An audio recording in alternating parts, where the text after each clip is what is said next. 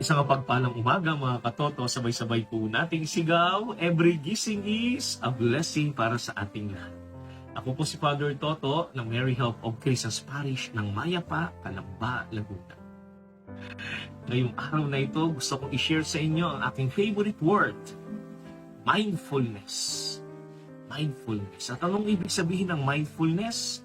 Ang ibig sabihin po ng mindfulness ay yung pananatili mo sa mga gusto mong gawin at sa sitwasyon na kinapapalooban. Mindfulness. Bakit? Kasi damang-dama mo, feel na feel mo yung gawain mo, feel mo yung sitwasyon, karanasan na meron ka.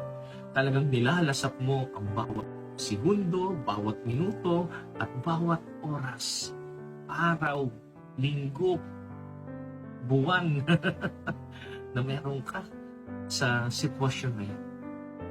Pero ang kabaligtaran naman po niyan ay parang yung physically present pero absent-minded. Lumilipad-lipad yung utak. Yung iba parang robot, wala sa kanilang kalooban yung ginagawa nila. Parang lahat automatic. Bakit mahalaga yung mindfulness? Mahalaga po yung mindfulness kasi tinutulak tayo nito para magkaroon tayo ng karanasan na totoo na kinakailangang manatili ka.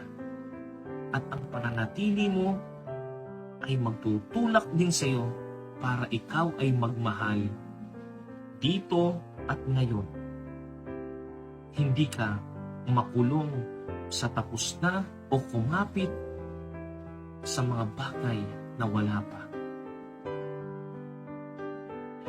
Alam mo ninyo, yan ang magandang sinasabi ni St. Paul sa ating unang pagbasa ngayon sa chapter 3 ng kanyang sulat sa mga taga-Galatia, na kapag tayo ay talagang nanatili sa ating pananampalataya, hindi na tayo alipin.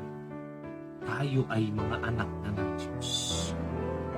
Pero kapag ang buhay natin ay hindi nananatili sa ating pananampalataya, nandoon yung paninisi, panunumbat, panghusga, yan ay mga karakteristik ng mga alipin.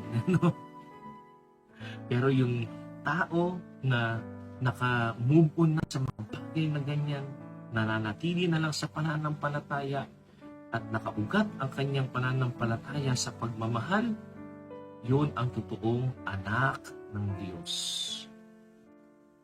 Mga katoto, be mindful na tayo ay mga anak ng Diyos. Nang sa ganun, anuman ang ginagawa natin, anuman ang ating mga naising, ito ay naising upang mapalapit tayo sa Diyos. Upang tayo ay maging banal.